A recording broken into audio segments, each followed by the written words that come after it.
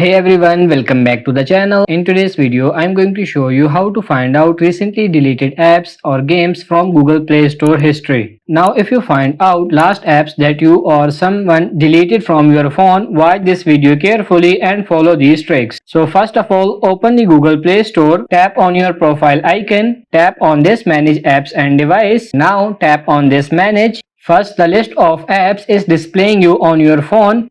These apps still exist on your phone and you haven't uninstalled them yet. This is also going to show you update available or games. Now if you tap on the installed option from here, this will show you not installed app section. Just tap on it. Now this will show you all the deleted apps or games that have been uninstalled from your Android phone. Now to check the recently deleted app or game, just tap on this name and tap on this recently added. And now there you are. This will show you all the apps or games you recently removed from your Android device. So that's pretty much it for this video. I hope this video was helpful. If it is, like it and subscribe to the channel. Thank you.